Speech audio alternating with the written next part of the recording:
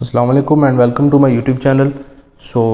अब जो हमारे पास लास्ट वीडियो हो गई इस प्लेलिस्ट की, जो कि जिसमें हम 11.2 टॉपिक की कंप्लीट जो हमारे पास जो कंटेंट था उसका जो लास्ट पॉइंट जो कि डिमोन्स्ट्रेशन और उसकी जो प्रैक्टिकल एग्जांपल्स थी वो रह गई थी, हम उनको डिस्कस करेंगे। ठीक है, और ये थी वो प्रैक्टिकल डिमोन्स्ट्रेशन और एग्जांपल्स ऑफ ईच केसेस। उसके बाद हमारी जो 11.2 टॉपिक है वो कंप्लीट हो जाएगा। इसके अंदर हमने स्टार्ट में वो एक्सेलरेटिंग और डिसलेटिंग का कॉन्सेप्ट भी पढ़ा था, हम इसकी प्रैक्टिकल डिमोन्स्ट्रेशन में भी इसको हम डिस्कस कम्प्लीटली कर लेंगे। मूव करते हैं। सबसे पहले हम 11.16 ही रिलेशन को उठाएंगे जो कि हमारे पास स्विंग इक्वेशन का रिलेशन है। वो बुक से अगर आप उसको देखें तो वो ये वाला रिलेशन है। ठीक है, ये आपको जूम कर देते हैं थोड़ा सा, ये वाला रिलेशन है वो। ठीक है, इसी रिलेशन को हम उठाएंगे और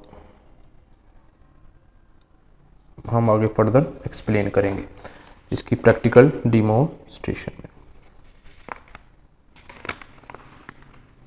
ओके, प्रैक्टिकल डिमोन्स्ट्रेशन की तरफ चलते हैं ऑफ स्विंग इक्वेशन। सबसे पहले इसमें आपको वही रिलेशन हमने पिक किया है। उसमें अगर देखें m हमारे पास क्या था, ये हमारे पास इनर्शिया कांस्टेंट था, ये टाइम्स था, मल्टीप्लाई हो रहा था 2/p, where p is the number of poles. ठीक है, और इन दोनों को अगर हम मल्टीप्लाई करें तो अगेन हमारे पास कांस्टेंट, इसको हम m डैश कह लेते हैं। ठीक है, अब आपको ये कॉन्सेप्ट पता है कि जो डिस्प्लेसमेंट है उसका सिंगल डेरिवेटिव लें तो वेलोसिटी आती है, फर्दर डेरिवेटिव लें तो एक्सेलरेशन आता है। ये आपको रिलेशन पता है, ये आपको साइड पे शो भी हो रहा होना है रेफरेंस के तौर पे फर्स्ट ईयर की बुक से। तो m डैश आ जाना है इस सारे पोर्शन की जगह, और इसकी जगह हमारे पास एक्सेलरेशन, क्योंकि एंगुलर एक्सेलरेशन आना है, सो ये a आ जाना, अल्फा आ जाना हमारे पास, is equal to pm minus pe, where alpha is the, since alpha is the angular acceleration. ठीक है, अब इसके डिफरेंट केसेस को हम डिस्कस करेंगे इसी कोई बेस लेके, इसकी जो रिलेशन अभी हमारे पास है। सबसे पहले अंडर स्टेडी स्टेट कंडीशन देखें तो pm is equal to pe है हमारे पास। क्या होगा, ओनली पॉसिबल ये हमारे पास कब हो सकता है, जब हमारे पास अल्फ़ा बराबर अल्फ़ा ज़ीरो हो। इट मीन्स कि ये चीज़ इज इक्वल्स टू ज़ीरो आ जाए। तो ये वाली चीज़ ज़ीरो तभी ही होगी जब ये सारी चीज़ ज़ीरो हो जाएगी। अब देखें यहाँ पे जो m डैश है ये कांस्टेंट, आपको पता है कांस्टेंट ज़ीरो नहीं हो सकता। इट मीन्स कि कांस्टेंट के साथ जो चीज़ है वो ज़ीरो होगी, क्योंकि इन दोनों का प्रोडक्ट ज़ीरो आ रहा है। इट मीन्स इन दोनों में से कोई ना कोई चीज़ ज़ीरो होनी चाहिए। अगर एक चीज़ ज़ीरो नहीं हो रही तो ऑटोमेटिकली दूसरी चीज़ ज़ीरो है। ये हमारे पास रूल होता है, प्रोडक्ट ज़ीरो रूल इसको कहते हैं। अब फर्दर अगर हम देखें कि अल्फ़ा हमारे पास जब ज़ीरो आ चुका है, ठीक है, अब आपको पता है alpha is the double derivative of the electrical angle, या इसको एंगुलर डिस्प्लेसमेंट कह सकते हैं। अब यहाँ पे आपने सिंपल क्या करना है, इंटीग्रेशन अप्लाई की तो फर्स्ट डेरिवेटिव कैंसिल आउट हो गया। दूसरी साइड पे ज़ीरो की इंटीग्रेशन आपको पता है कांस्टेंट आती है, बेसिक लॉ है इंटीग्रेशन के, ये सिंपल ही है, कोई इसके अंदर बड़ा चक्कर नहीं है। ठीक है, डी अपॉन, अगर बेसिक लॉज नहीं आपको आते तो डिस्क्रिप्शन में मैं आपको वीडियो का लिंक दे दूंगा जिसमें मैंने सेकंड ईयर के जो बेसिक लॉज हैं इंटीग्रेशन के उनको डिस्कस किया, एक्सप्लेन किया है, तो वो आप उसको उधर जाके इजीली देख सकते हैं। सिंगल डेरिवेटिव इंटीग्रेशन अप्लाई करने से एक डेरिवेटिव कैंसिल हो जाएगा, तो single derivative of angular displacement आ जाएगा हमारे पास, डेट इज़ इक्वल टू जो कि कांस्टेंट आएगा हमारे पास। ये चीज़ को अगर हम देखें तो ये चीज़ हमारे पास होती है सिंगल डेरिवेटिव ऑफ डिस्प्लेसमेंट, ये होती है वेलोसिटी, जो कि इस केस में एंगुलर वेलोसिटी होगी। यहाँ से हमको पता चला कि जब स्टेडी स्टेट कंडीशन होगी आपके पास तो एक्सेलरेशन ज़ीरो होगा। इट मीन्स जो वेलोसिटी हमारे पास होगी वो कांस्टेंट होगी। कांस्टेंट वेलोसिटी भी आपको पता है एक्सेलरेशन ज़ीरो हो सकता है, तो स्टेडी स्टेट के अंदर जो वेलोसिटी होती है वो कांस्टेंट होती है। यही बात हमने स्टार्ट में की थी। जो रोटर है और जो कि लिंक है शाफ्ट के थ्रू स्टेटर के साथ, यानी शाफ्ट के थ्रू लिंक है, वो कांस्टेंट स्पीड पे हमारे पास मूव कर रहा होगा। इट मीन्स कि कोई डिस्टर्बेंस नहीं आई, कोई चेंज इन स्पीड नहीं हुआ हमारे पास। ये चीज़ हमको एक्चुअल मीन, हमको इसका एनालिसिस हमको ये पता चल रहा है। फर्दर अगर हम देखें, अगर हम ट्रांसिएंट, ये फर्दर रिजल्ट इसका फाइनलाइज किया है कि is equal to average speed होता है जो कि कांस्टेंट है। फाइनल रिजल्ट हमको ये मिला है कि हमारे पास स्पीड कांस्टेंट है। ट्रांसिएंट स्टेबिलिटी में देखें तो in case of a disturbance for a medium, it means हमारे पास सिस्टम के अंदर डिस्टर्बेंस आ जाती है तो pm जो है हमारे पास pe के बराबर नहीं आता है। इट मीन्स कि alpha is equal to zero आ जाता है। ठीक है, ये तभी ही पॉसिबल है ना कि अल्फ़ा ज़ीरो नहीं है, alpha not equal to zero.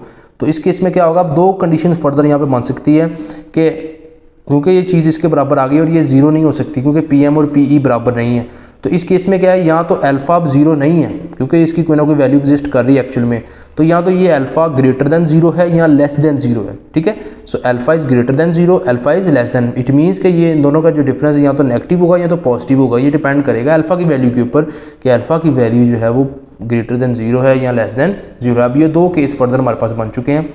अब अल्फ़ा सपोज कि हमारे पास ग्रेटर देन ज़ीरो है, इट मीन्स कि एक्सेलरेशन जो है वो इंक्रीज़ हो रहा है। इसकी मैंने फर्दर डिमोन्स्ट्रेशन लिखी है कि एक्सेलरेशन इंक्रीज़ हो रहा है, मीन्स के rotor speed increases, means rotor will try to accelerate, ठीक है।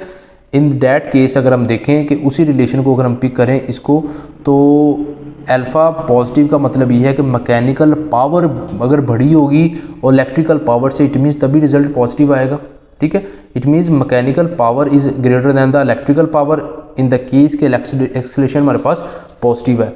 इसकी अगर हम प्रैक्टिकल एग्जांपल देखें कि हमारे पास सडन इंक्रीज इन लोड होता है तो जनरेटर जो होता है वो रोटर स्पीड अप होता है कि हमारे पास इंस्टेंट क्या होता है कि हमारे पास जो लोड इंक्रीज़ होता है, ठीक है, पावर सिस्टम के अंदर सपोज, तो लोड इंक्रीज़ होने की वजह से जो जनरेटर का जो रोटर है वो स्पीड अप होगा ताकि वो जो मैक्सिमम एनर्जी जो आउटपुट पे दे और इलेक्ट्रिकल एनर्जी दे और जो लोड इंक्रीज़ हुआ है उसको ओवरकम किया जा सके। सो ये एग्जांपल होगी हमारे पास इंक्रीजिंग, तब हमारे पास जो रोटर होगा वो रोटेट करेगा स्पीडली जनरेटर का, तो जिसकी वजह से हमारे पास क्या होगा, एक्सेलरेशन पॉजिटिव आएगा। अब इन द केस के एक्सेलरेशन सपोज हमारे पास नेगेटिव आ गया, ये देखिए नेगेटिव का केस देख लेते हैं। इसका मतलब यह है कि रोटर स्पीड जो है वो डिक्रीज़ होगी, ठीक है। रोटर स्पीड डिक्रीज़ होने का मतलब ये है कि जो रोटर है ट्राइज टू डिसलरेट, आपको पता है कि नेगेटिव एक्सेलरेशन का दूसरा नाम डिसलरेट भी होता है। तो इस इन दैट केस के हमारे पास क्या होगा, जो इलेक्ट्रिकल, अब ये नेगेटिव होने का मतलब ये है कि पीई बढ़ गया है, पीई कम हो गया है, पीएम कम हो गया है। तो जो इलेक्ट्रिकल पावर अगर बढ़ जाए, मैकेनिकल पावर कम हो जाए, समझ आएगी नहीं आई। तो इसकी अगर हम प्रैक्टिकल एग्जांपल अगर हम देखें तो वो हमारे पास क्या होगा, फ़ैन की एग्जांपल हम ले सकते हैं कि decrease speed due to the potentiometer, कि अगर हम फ़ैन को कंट्रोल करें, पीछे से इलेक्ट्रिकल पावर तो पूरी है लेकिन हम क्या करते हैं कि पोटेंशियोमीटर के ज़रिए जो हमारे पास वो जो लगा होता है वोल्टेज रेगुलेटर, उसके ज़रिए हम रोटर की स्पीड को कम कर रहे होते हैं through by hand controlling. So ये हमारे पास that is all about the swing equation, ठीक है। इस तरह हमारे पास जो हमारी स्विंग इक्वेशन है वो हमको क्या कर रही है कि एनालिसिस कर रही है हमारा सिस्टम स्टेबिलिटी का। तो यही चीज़ था, यही चीज़ बुक में उन्होंने एक्सप्लेन की गई थी कि वो एक्सेलरेटिंग और डिसेलरेटिंग के कॉन्सेप्ट के बारे में। अगर हम इसको देखें,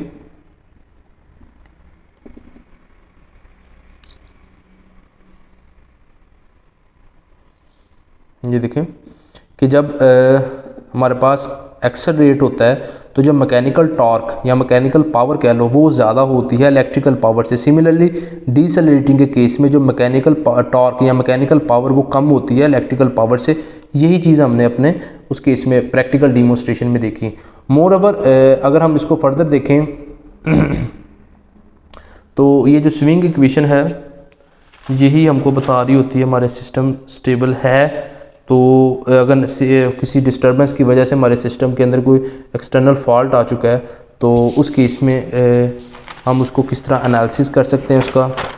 तो यही चीज़ हमने इसकी जो स्टार्टिंग था जो हमारी स्विंग इक्वेशन का, उसकी इंपॉर्टेंस के अंदर हमने देखा। तो analysis the steady state stability of multi connected system, ये तो हमने एक सिस्टम को कनेक्शन के अंदर जो सिस्टम कनेक्ट है उसको हमने देखा। तो यही चीज़ मल्टी कनेक्टेड सिस्टम के ऊपर भी अप्लीकेबल है, that is the importance of swing equation. इसीलिए स्विंग इक्वेशन को बहुत इंपॉर्टेंस हासिल है in power system operation and control, ठीक है।